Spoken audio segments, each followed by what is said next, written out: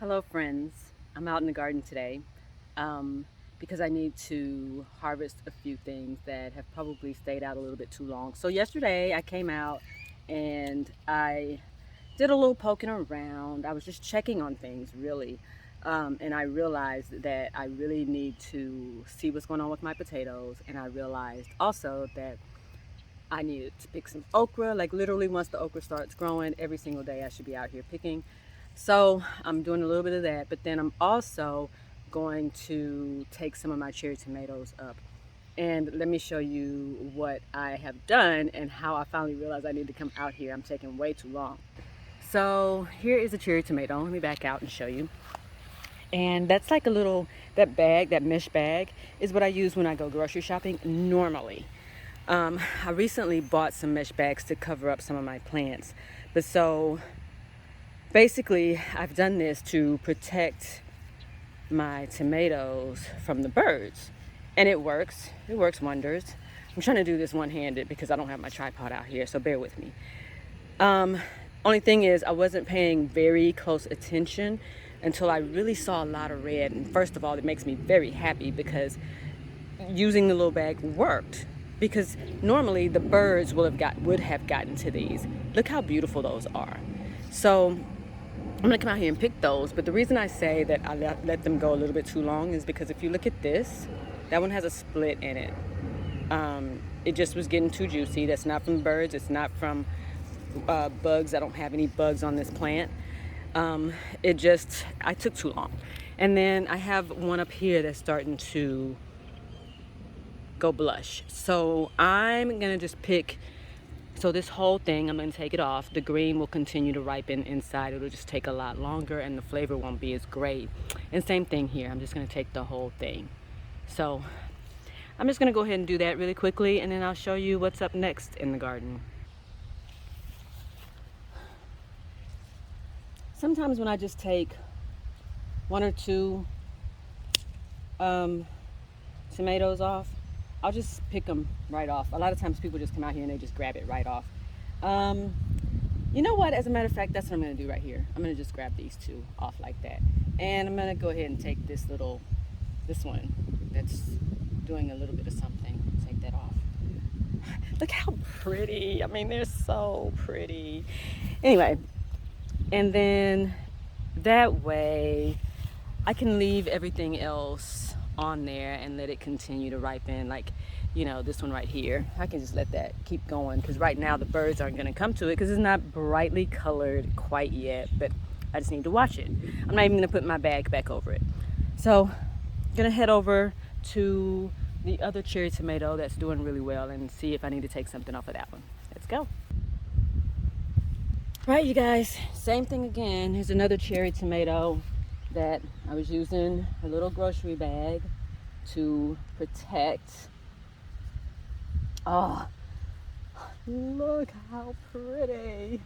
Oh my gosh, I love it. So pretty. Okay, I'm just gonna grab these off like this. Instead of, I originally said that I was gonna cut, that one has a little hole in it. I don't think though, I think it's probably okay. That one. Anyway, looks pretty good. That's pretty much it. And of course that means that I don't have to put my little bag back on. I'm good. I don't have to do that. So there we go. We got some tomatoes. A few have little spots. Not sure what they are, but I will investigate. And then let me show you what I have planned next.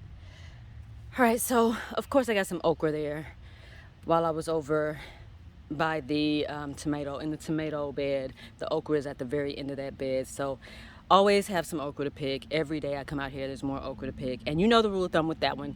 Pick them small for the most tender and flavorful pods. Like this one is probably a bit too big. It may be okay, but it might be a little bit tough.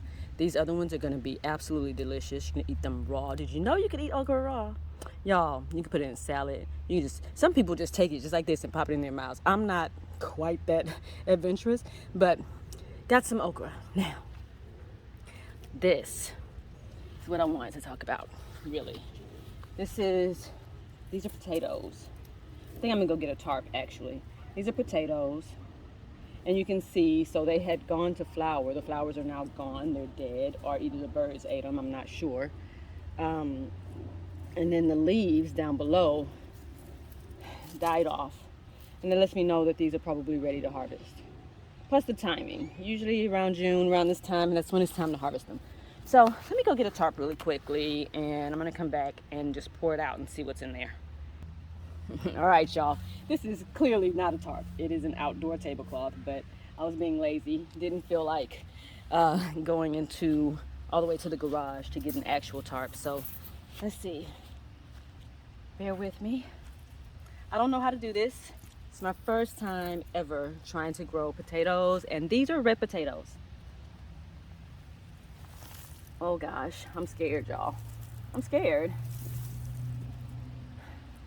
So we're supposed to just dump it. And I'm gonna try to reserve some of the dirt. Christ, what's happening here? I'm gonna try to reserve some of the dirt to use for something else. Not for anything in the nightshade family again, but I can use it for something else, I'm sure. Let's see what's happening here. Oh, this was the bag that I tried to use outside that just did not work. Oh God, there's ants all in there. That's no bueno. I'm scared, y'all. All right, let me get some gloves really quickly. Sorry for all the interruptions. Okay, I really hope y'all can see. Like, it's very bright and sunny out here, which sometimes makes it hard to see, hard to record. All right. Part of that old bag that didn't quite work. I'll put a link to that video where I discovered that that didn't work. Oh my gosh. Oh my gosh. Oh my gosh. Oh. Those are potatoes. Yup, those are actual potatoes. And you see how that one, I don't know if you can see this, that one kind of has a little eye on it. I'll probably keep that one and use it again. Now, full disclosure, I don't know how many potatoes. Oh my gosh, there's actually potatoes in here and worms. And some of them are too little to do anything with, like this little tiny something. This little tiny something. I don't know what that is, but anyway, I grew these from store-bought potatoes. Now I don't know what that means. They say you can't really get great tomatoes. I said tomatoes. I meant potatoes. Can't really get great potatoes out of store-bought. Oh my gosh, look at that. Oh, that's amazing to me. Gardening is amazing to me. Anyway, they say you can't really get great produce from store-bought produce, like regrowing store-bought produce, but this is like the second or third thing that I've done this with, and it's actually worked. So I don't know. I'm glad I try it. I just say try things in the garden and see how it goes. So anyway, that's not very much. I just planted like 1 or 2 eyes, and I got a little bit out of it. I don't like bugs, you guys. Not even the worms that are good for the garden. But that's why I always grab gloves whenever I see like ants and stuff like that. Worms are okay, but ants, no thank you. Anyway, that's pretty much it. I tried growing from store-bought produce and it worked, so I'll probably try it again.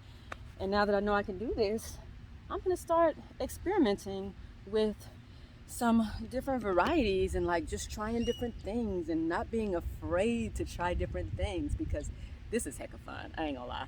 It's so fun when I come out here and I don't care how big the harvest is, how small it is. It's just amazeballs to be in the garden.